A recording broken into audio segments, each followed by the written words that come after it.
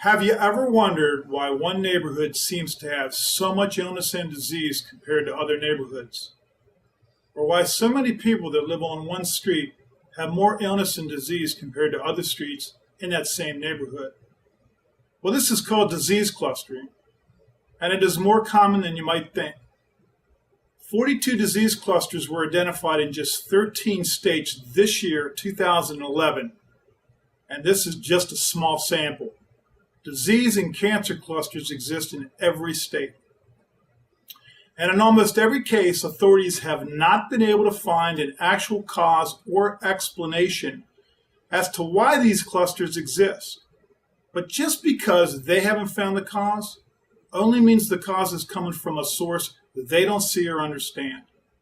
Authorities currently only test for toxins and contaminants in the drinking water, soil, and air when they investigate for the cause of a disease cluster. And herein lays the problem. As serious as toxins and contaminants are, they are not the main cause of most disease and cancer clusters. But in order to find the cause of these disease clusters, the search criteria must be expanded beyond toxins and contaminants. My name is David Rieker. I'm director for Aquifers and Health Institute, a nonprofit organization dedicated to showing you that disease clustering is not a coincidence. There is a reason why disease clusters occur, there is a cause, and we intend to show you that cause. Inside a disease cluster will be areas or locations that cause biological changes to the body. And these biological changes are unhealthy to the human body if exposed for extended periods of time. These locations will not be found everywhere inside the disease cluster or the cancer cluster, but they will be found in many places, particularly in the locations where the people with the illness and the disease spend a lot of their time, usually in their bed. Those people who have a disease and live in a disease cluster are spending too much time in a location that is causing an unhealthy biological change to their body. And this location is probably their bed or desk. That's a place that they spend a lot of time over and over again. In other words, these people are sick simply because their bed or their desk is positioned over a dangerous spot that is causing their body to react in an unhealthy way.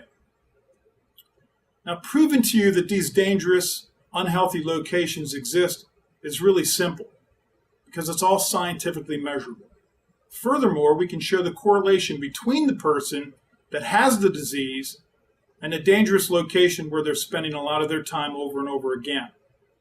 And no medical doctor in his or her right mind would suggest that it's okay for a human being to sleep or work in a location that constantly causes an unhealthy biological change to their body, because chronic stress and disease would be the eventual result.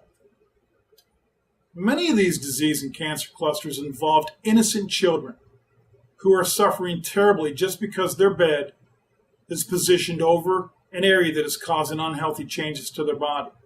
And they just don't know their bed location is the main cause of their health problem. Well, we know what's causing this problem and have put together a short educational video just for you. Disease Clusters and Their Cause Part 1 and Part 2. Now, they're only 15 minutes long, and if you live in or around a disease or cancer cluster, or you have friends and family who do, this could be the most important 15 minutes of your life. Once you know that this problem exists, eliminate it from your home or your child's bedroom is not hard to do. Over the last 40 years, there have been hundreds and hundreds of cancer clusters that have been investigated, and only a small handful have ever been solved. Do we want to spend the next 40 years making the same mistake? Please watch these short educational videos and help us change the course of history. Help us save lives.